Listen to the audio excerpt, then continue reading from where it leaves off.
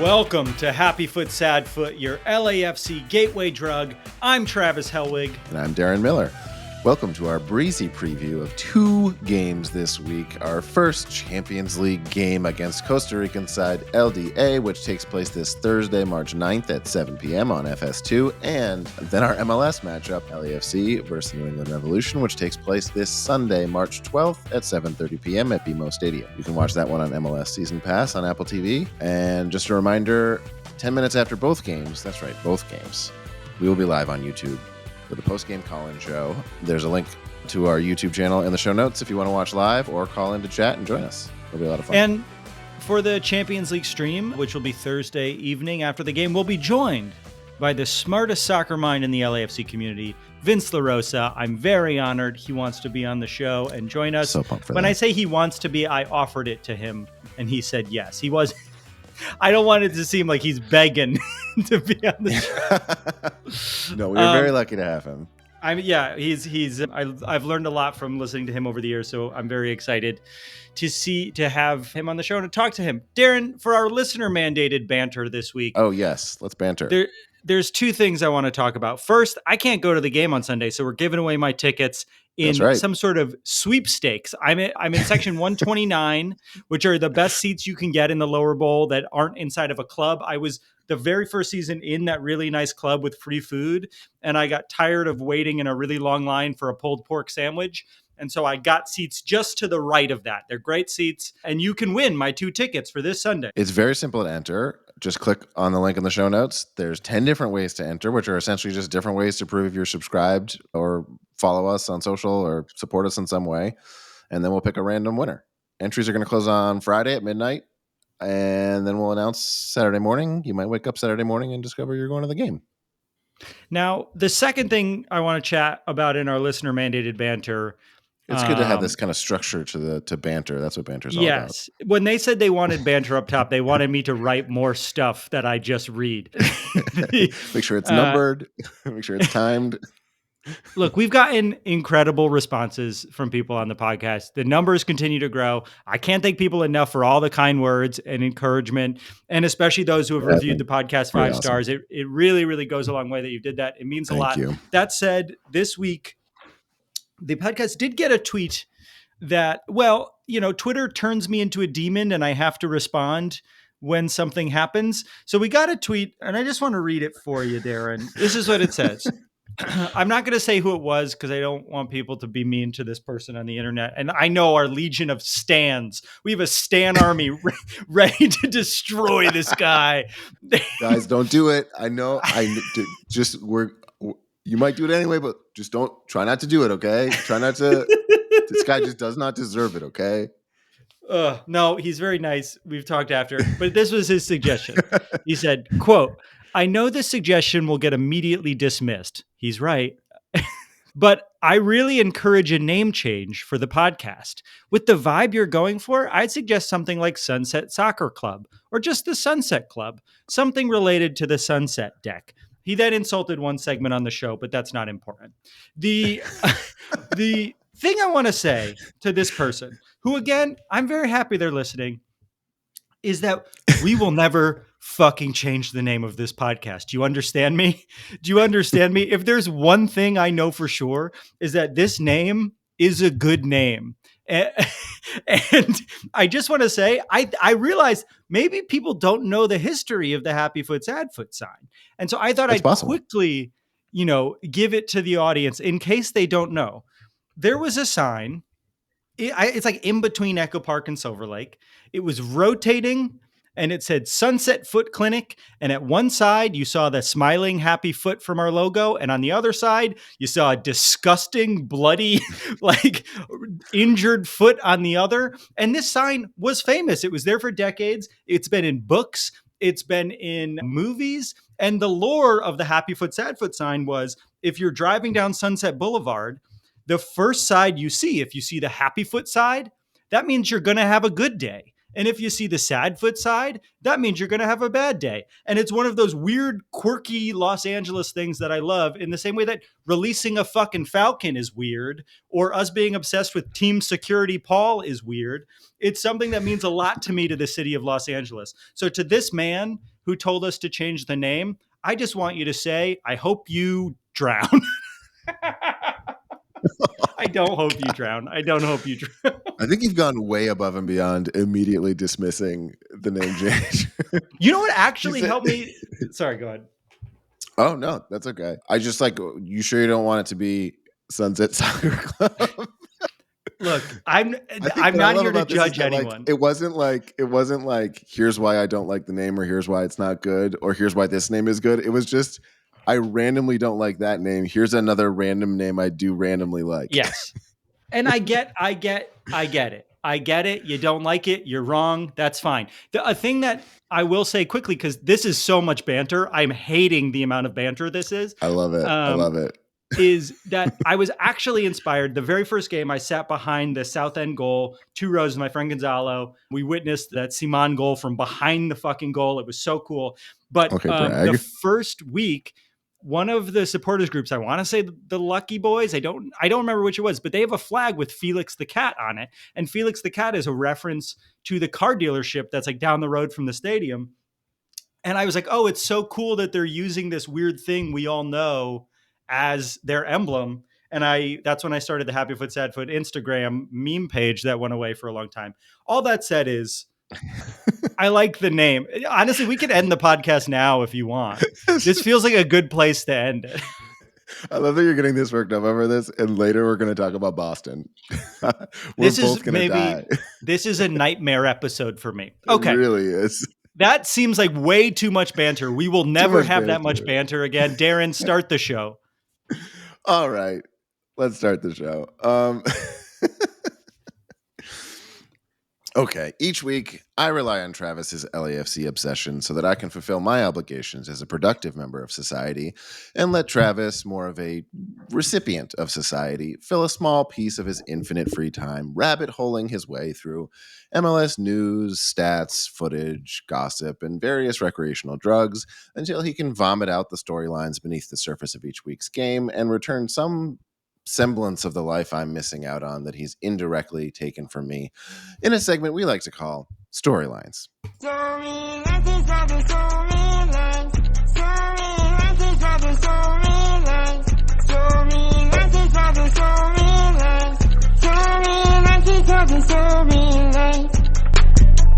Once again, thank you to the TikTok text to song feature for that song. And Darren, I didn't really listen to your intro. I was thinking about all the free time I have tomorrow. Let's get into the storylines of the game. The first storyline is obvious from the title of this episode.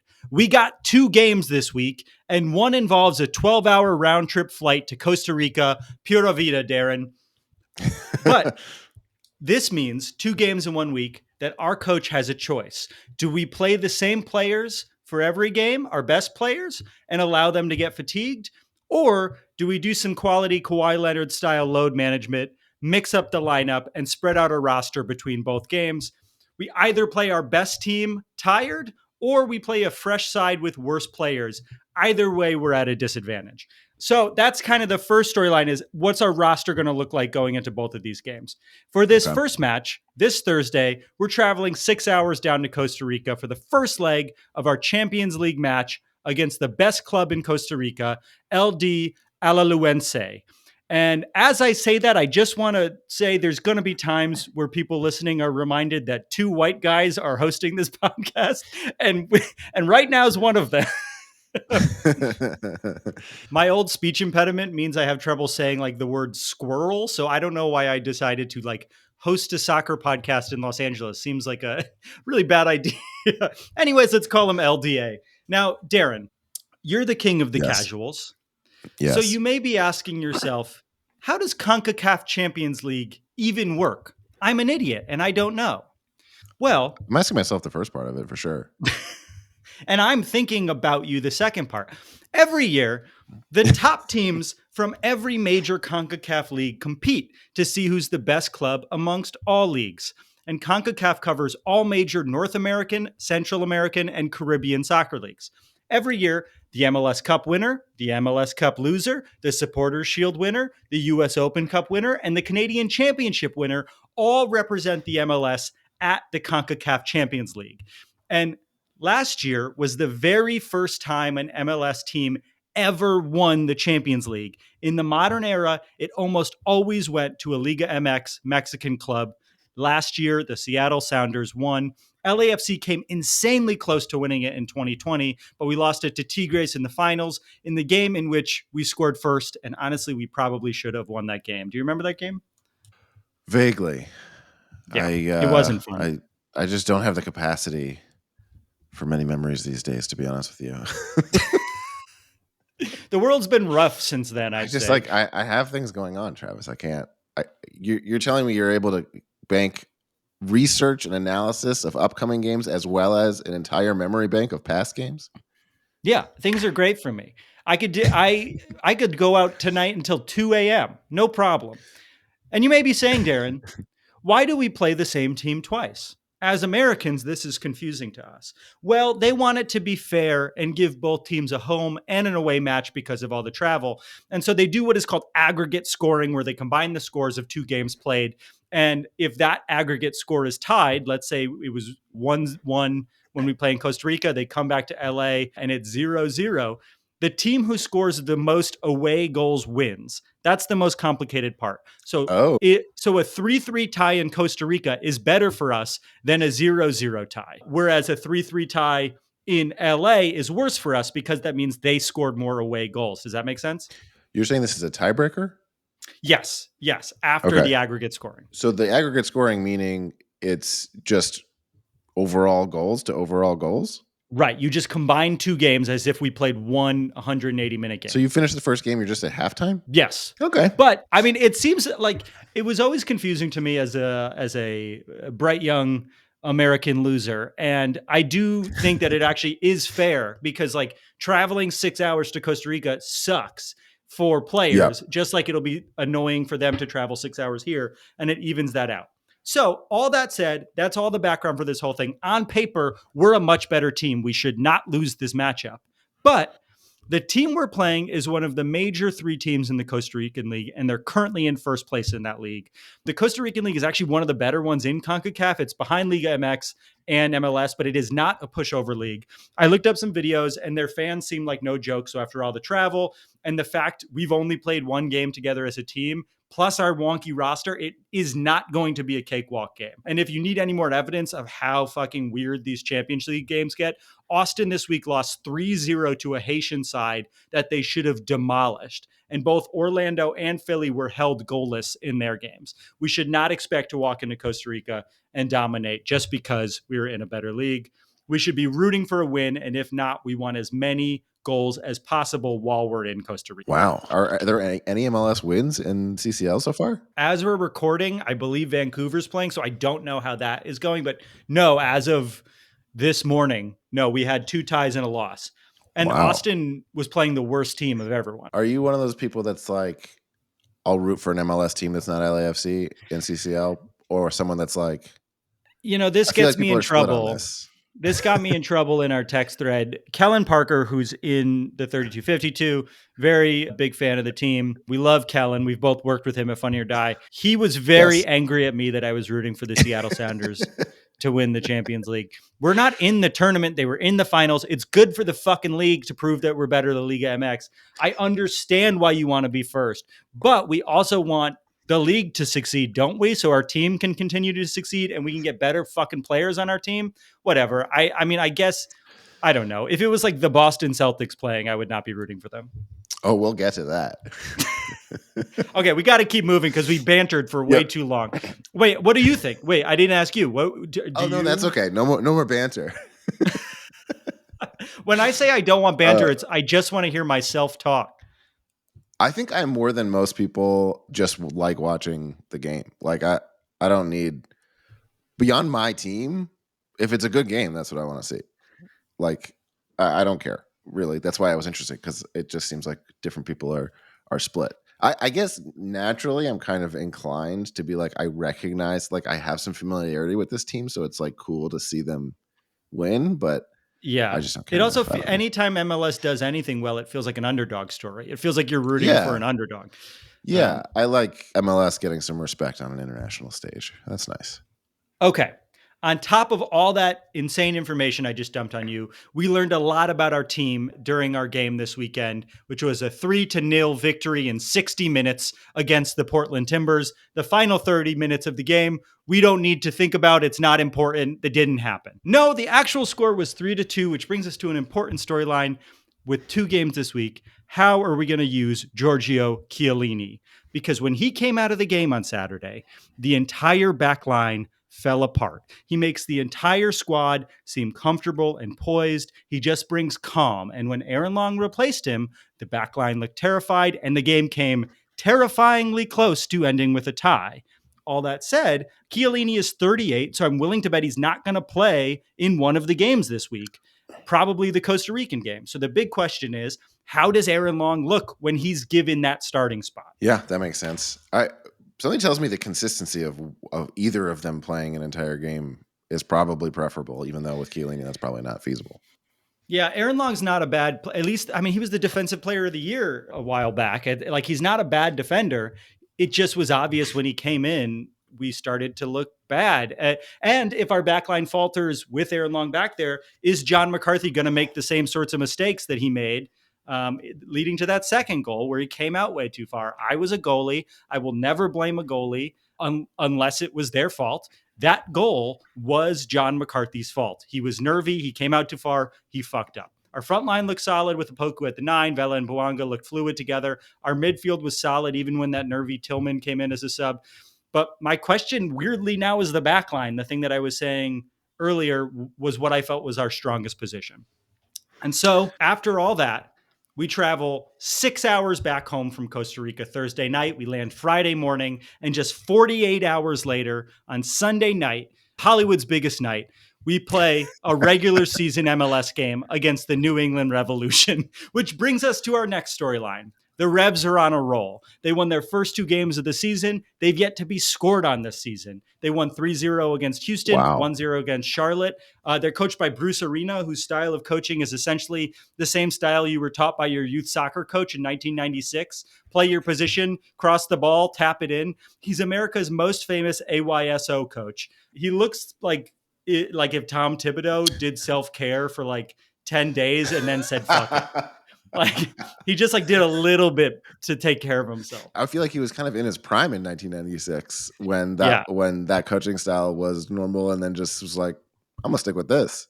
You know how they say celebrities' personalities like solidify the year that they get famous and they stay that age forever? That's how he coaches soccer, which is just like, I don't know, do your job, work hard. But this is a good team, and we're going to be really fucking tired. So it feels like very much a game we can come out of the gate sluggish and weird. I could talk about who's on the Revs and who we need to watch out for and all that bullshit, but there's actually only one player I care about. And the biggest storyline of that game, the biggest storyline of this entire week, is that Sunday is a homecoming match for one of the most important players in LAFC's history, Latif Blessing. Will this be a Latif Blessing revenge game, Darren? Oh my God. I didn't even realize Latif Blessing is on the Revolution. He's on the Revolution. Last year when we won the MLS Cup, Blessing and Carlos Vela were the last 2 remaining players from our inaugural season that won the Cup with us. That's so funny. I was very on top of the fact that he left and just completely blanked on what was happening to him. It is funny. He was a fan favorite. I was like, oh, I was so sad that he was leaving. I mean, I recognize that he's not the best player on the team, and it shows how much I gave a shit that I didn't even care where he was going.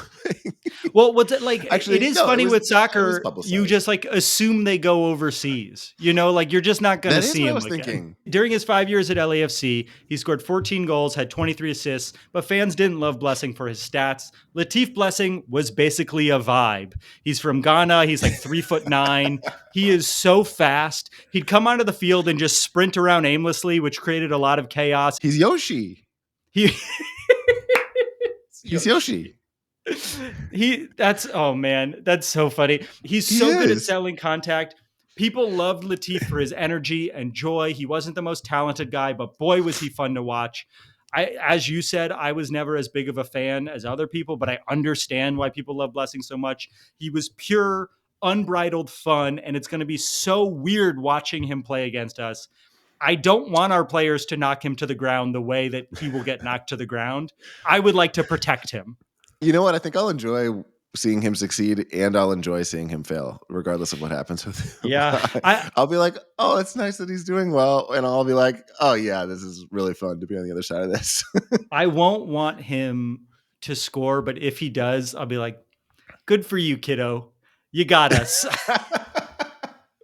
He's also been a big part of the Revolution's offense so far this season. Already Really? has an assist for the team. He's been playing a lot.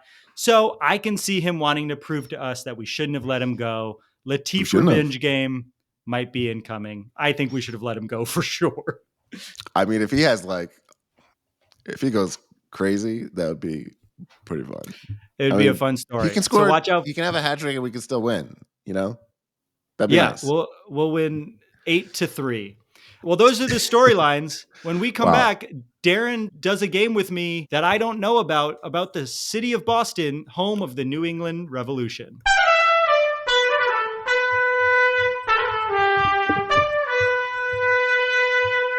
And we're back. My hometown of Boston has become the official third rail of Travis and my friendship over the years, and it's become the third rail of this podcast within about 10 minutes of recording the first episode. So naturally, I'm going to do the thing neither of us have been able to stop doing for over a decade and piss all over this third rail in a game we're calling Darren Genuinely Tries to Convince Travis that Boston is good, actually, an impossible task that is unquestionably doomed to fail miserably. A game. Boston is actually a really good city. Oh. Well, the jingle for this game is great. What's insane is that I am the one in charge of the sound cues. I don't know what the sound cues are. I made Travis play that sound that I made. And just for people listening, the New England Revolution are sort of from Boston. That's the tie here. Yeah, they could just call themselves the Boston Revolution, which would make more sense. But they can't because their stadium is so far away. Please just get on with this. I'm so uncomfortable. Oh, believe me, I am more so. Just to set the record straight here, I think LA is the best city in the country. I'm going to get in trouble back home for saying this. I even think it's the best sports city in the country. I just find the need to defend my hometown of Boston against the obscene levels of vile hatred that spew from every pore of Travis's body anytime the topic comes up. Contrary to Travis's, and let's face it, popular belief, there are great things about Boston, and it's despite all these great things that the New England Revolution keep finding ways to be, well, lame as hell. But Travis, with maybe that being the part we can agree on, let's poke the bear with some trivia. Are you ready? I can't wait. I really cannot wait. I just have it's just a few questions. This is going to be painless. Okay. Question number 1. Boston is, of course, known for rowdy asshole sports fans. So, which of the following real incidents occurred in Boston? A, basketball fans stormed the court with 2 seconds still left on the clock at the end of an NBA Finals game, one of whom attacked a referee. Was it B, football fans threw milk bones and batteries at the opposing team's quarterback, and it got so bad the refs called a 15-yard penalty and made the team switch to the opposite side of the field? Was it C, a baseball fan and his son stormed the field and attacked a first base coach, leaving him with permanent hearing loss? Or was it D, an NBA championship win spurred riots resulting in 8 deaths, 124 hospitalizations, and 170 arrests? No. Okay, so that last one can't. So my instinct, I know you're going to try to fucking trick me. I know there's a trick here. And I'm like, the last one, 8 people died after they won the NBA championship. I would know that story, right? So it can't be all of the above. So I'm going to go with batteries and milk bones. But I will say that's B. But I will say that all of them sound very believable. They did all occur. And I can tell you what cities they're all from. Your answer is B, the milk bones? Yeah. That is incorrect. Do you want to give me the correct answer? Correct Yes, answer tell is me. A. The basketball fans stormed the court with 2 seconds left in That's 1976 in very the Boston funny. Garden. It was a famous triple overtime game against the Suns. I believe my grandfather was at the game. My dad, growing up, always told me, I can't remember whether it was him and my grandfather or just my grandfather, but he always told me that they were at the game. I didn't realize that was the same game. He never mentioned the storming the court part. The Milk-Bone one was the only one with an actual hint of any kind because it was the Dog Pound doing it at the Cleveland Browns Stadium. I was curious about the term milk bone. Yeah. And then C, a baseball fan, was in Chicago, and D was unfortunately in Detroit. So you're trying to say that there's shitty fans everywhere. I get it. I get That's the right, point you're Travis. making. Let's move on. We do not have a monopoly on shitty fans. Thanks for connecting the dots, Travis. All right. Believe it or not, the New England Revolution won the Supporters' Shield in 2021. The actual capacity. Yeah. Sorry. That's okay. The actual capacity of the stadium they play in, when not capped for soccer games, is how many thousands of seats larger than their average attendance that year? Is it A, 18, as in Boston's number 18 ranking in the U.S. News and World Report's best places to live? Is it B, 7, as in Boston's ranking in best places to live specifically for quality of life? Is it C, 47, as in 1947, when the Boston Marathon was the first international marathon held since World War II, creating hope and humanity once more for the world? Or is it D, 30, as in the over 30 breweries in Boston you can enjoy on your next vacation? Or is it 70, the percentage of Bostonians who have said the N-word this year? Oh, boy. Okay. I was thinking of that comeback the whole time. So it's how many thousands of the difference between, I know this is a complicated one, the difference between total capacity of Gillette Stadium. Right. They cap it at 20,000. And what the average attendance is. Will you just list the numbers again for me? Yes. So I'll do it in the terms of the actual thing. So is it 18,000 more?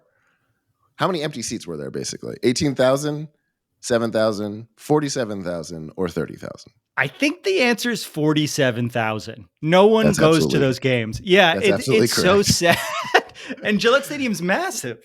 66,000 capacity. It's massive. It's a football stadium. Move all those fucking legacy teams. It's fucking depressing. I will say Bruce Arena is a little bit more aggressive than people have been in the past in saying that they really need a stadium, and that's good. But Bob Kraft, the Krafts who own the Patriots, also own the Revolution, and they do this little thing where they're like, yeah, we'll do a new stadium. And they just, every couple of years, and they put that out in the press, and they're never actually going to do it. Anyway, lightning round. You ready? I'm so ready. I'm going to give you a bunch of true or false statements. Tell me if they're true or false. Ready?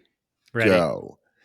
There's a garden on a Fenway Park rooftop that can produce over 6,000 pounds of organic produce each year. True. With 63 different colleges and universities, Boston is a major hub for higher education, offering students a wide range of educational opportunities. True. False. It's over 100. Boston has the 10th highest percentage of LGBTQ plus people in the U.S. at 12.3% of the city's population. True. Lightning round within the lightning round. Which of these were created by Bostonians? Disposable razor blades. No, false. True. Tupperware. True. The microwave. False. True. Racism. True. False. It wasn't. Well, they mastered it. I knew I was going to get too close on that one. The telephone. Alexander Graham Bell. False. True. The electric scooter. Yeah, definitely true. False. The electric voting machine. Dominion. False. True. The phrase bing bong. Okay, false. I know where bing bong comes from. The World Wide Web Consortium. True. MIT True. bullshit. It's pretty important. And that's our game. I'll let you out of your misery. You can play the outro music now. I love the Boston Red Sox. Thank you, Travis, for finally coming around. Darren, I want you to know that was a joy, and I had so much fun playing it. And I really do think that it's maybe the only good thing to ever come from the city of Boston. Outside of you, I think you are a good person. My wife is a good person. But my wife at least understands that Boston's terrible. I don't think that you do. And that's your biggest flaw as a person. But this was a fun game. Travis, I do understand that Boston's terrible. That's the weird duality of this. I agree with almost everything you have to say that's bad about Boston, just not to the extent that you have to say. I want to have this conversation. So the reason it's so annoying is that it's the same reason I hate on New Jersey is that someone feels pride in a place that you see as bad or flawed, the pride is what gets to you. So what irks me is less so the city itself, which I've been to and is beautiful to look at. The people are atrocious, but the city itself is beautiful to look at. But the pride that people feel in it is what is upsetting to me. Like I grew up in a place that no one's proud of and no one hates us. You know, they just don't think of us. And that's okay too. People hate that people like Los Angeles, you know? Okay. Yeah, I'm okay with that because I think that matches with other cities. I think the more pride that people feel in their city, the more people kind of hate it in general. And that's true everywhere. Yeah. All right. When we come back, let's make some bets.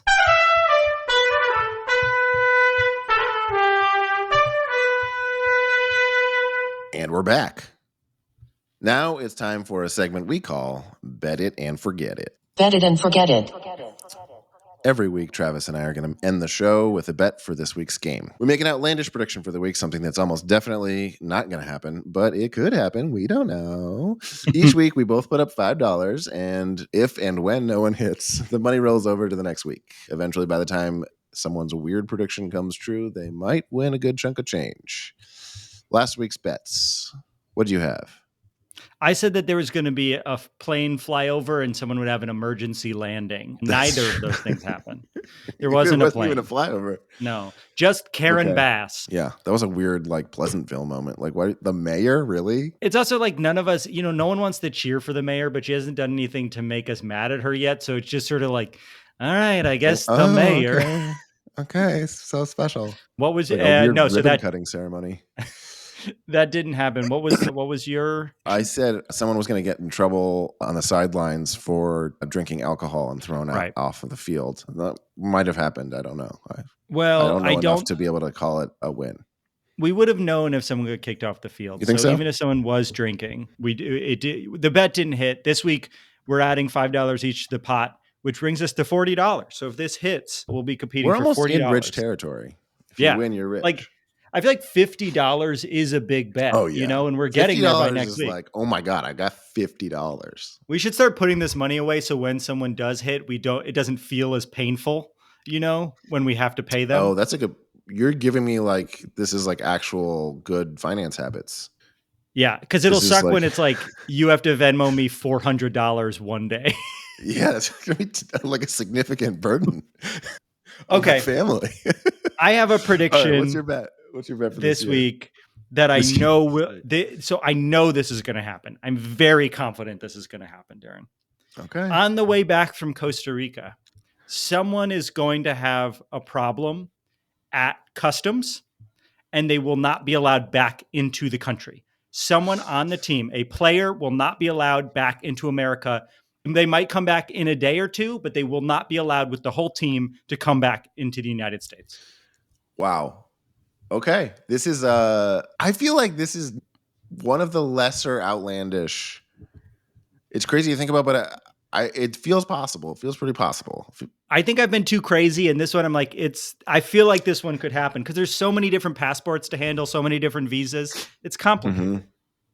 And hopefully it will be it does seem more likely that if it happens, it's more of like, there was a mix up, they're back in a day, and not like a weird Brittany Griner situation. Yeah.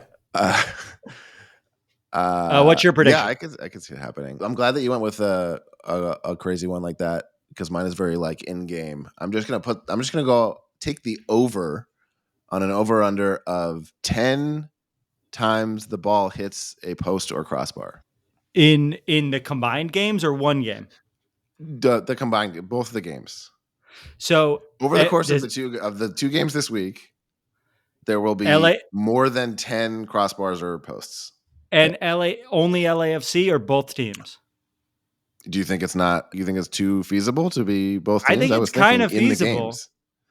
I think let's do it. I feel like it happens like twice a game usually. Yeah, you're right. Okay, I'll take the under. Okay, that's a good bet. Okay, I'll put the number higher. Well, no, I think that's great. Let's do it. 10.